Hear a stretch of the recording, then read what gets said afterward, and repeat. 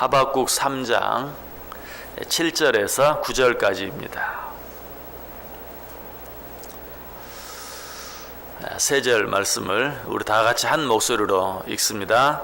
내가 본즉 구산의 장막이 환난을 당하고 미디안 땅의 휘장이 흔들리는도다.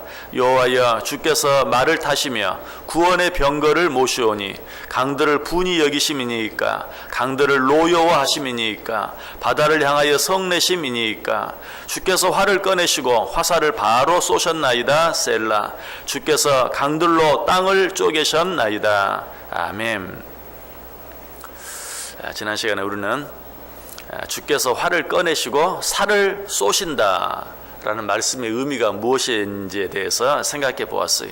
그 의미가 무엇이라고 그랬습니까? 우리 하나님은 한 번 하신 말씀이나 한 번 하신 약속은 반드시 시행하시는 분이시다. 그러나 그 일을 시행하시기 전에 모든 사람들이 하나님께로 돌아올 수 있도록 하나님께서는 오랫동안 참고 기다려 주신다.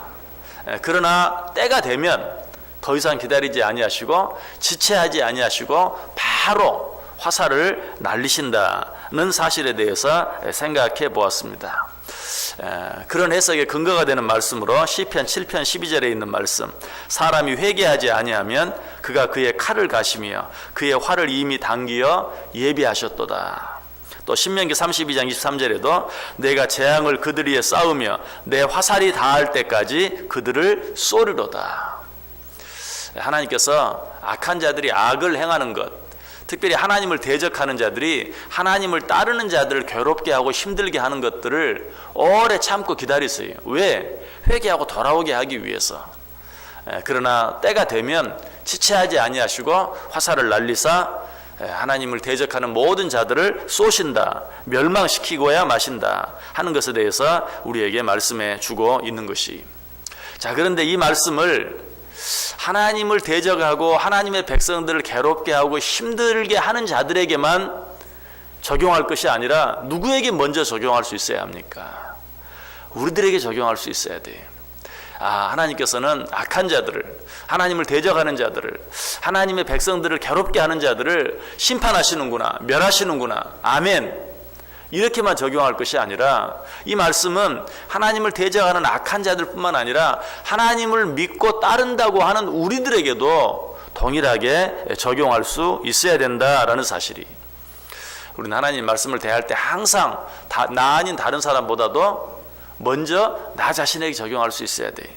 마태복음 7장 5절에 말하죠. 외식하는 자여, 먼저 내 눈 속에서 들보를 빼어라. 그 후에야 밝히 보고 형제의 눈 속에서 들보를 빼리라. 자기 눈에 있는 들보를 보지 못하고 다른 사람 눈에 있는 티만 보는 그런 신앙생활, 그런 말씀의 적용보다는 먼저 나 자신을 바라보는, 다른 사람 눈에 있는 티를 보기 전에 내 눈 안에 있는 들보를 먼저 바라보는, 모든 말씀을 나에게 먼저 적용하는 이런 태도가 진정한 믿음의 태도라는 것이, 설교를 할 때도 마찬가지입니다.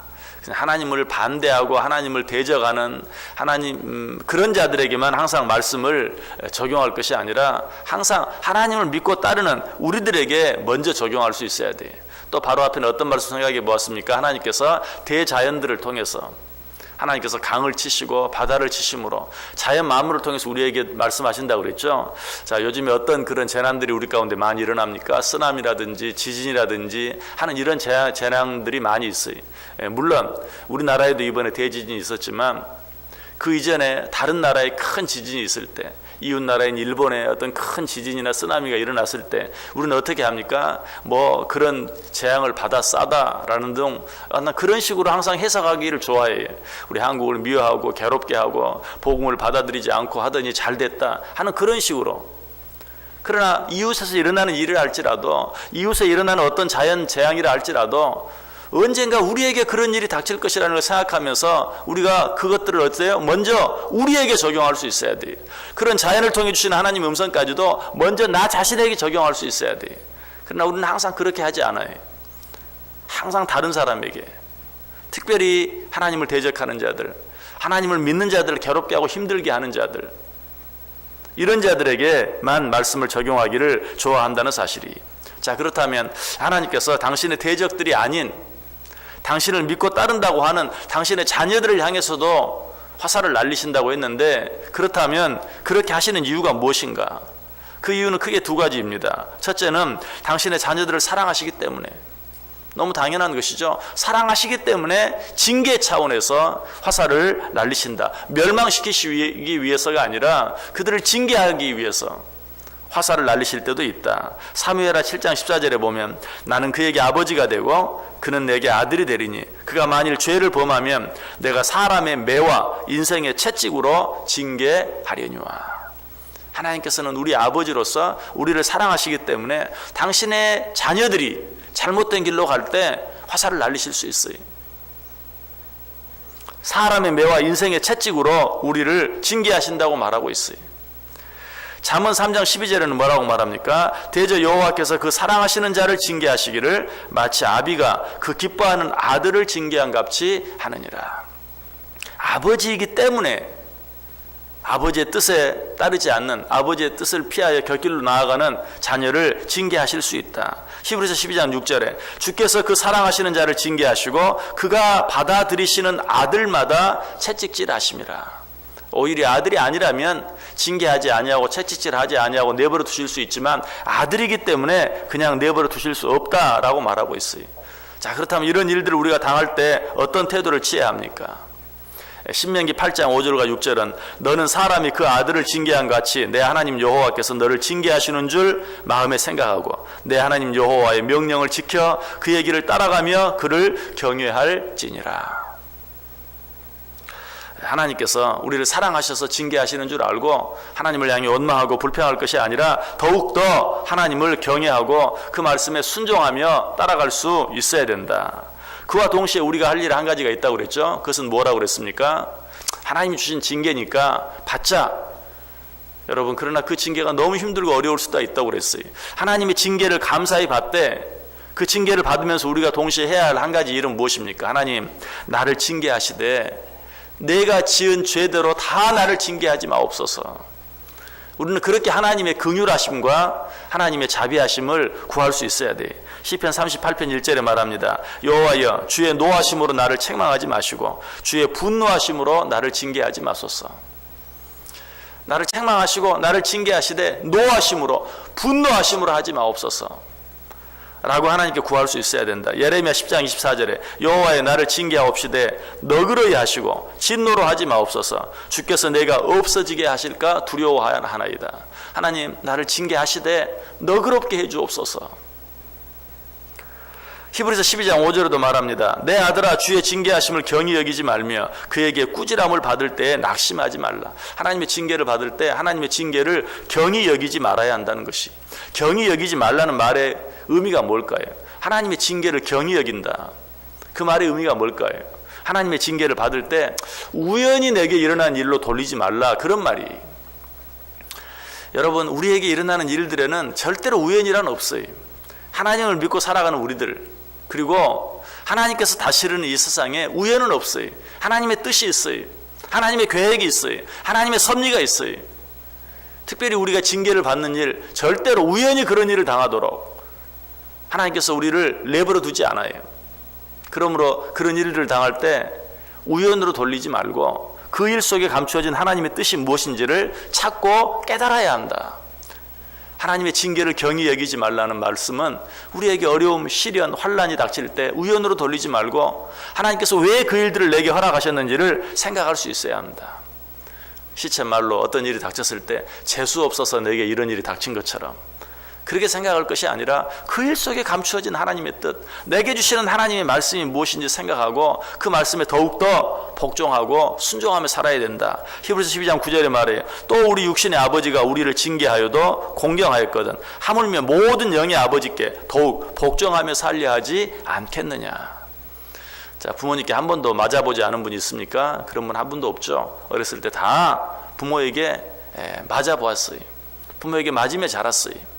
특별히 우리 세대는 더욱더 그러해요. 그렇다고 해서 부모를 공경하지 않는다면 얼마나 나쁜 자식입니까? 그럼에도 불구하고 더 부모를 공경하며 살았듯이 하물며 영의 아버지께서 우리를 징계하실진데 그 아버지께 더욱더 복종하며 살아야 하지 않겠느냐.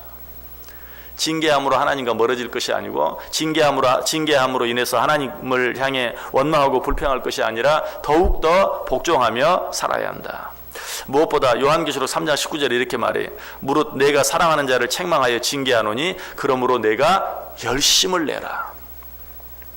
하나님의 뜻대로 살아가는 방법은 항상 무엇을 하지 않는 소극적인 방법, 부정적인 방법보다는 마땅히 해야 할 무엇인가를 더 열심히 하는 적극적인 방법, 긍정적인 방법, 이것이 항상 더 좋은 방법이.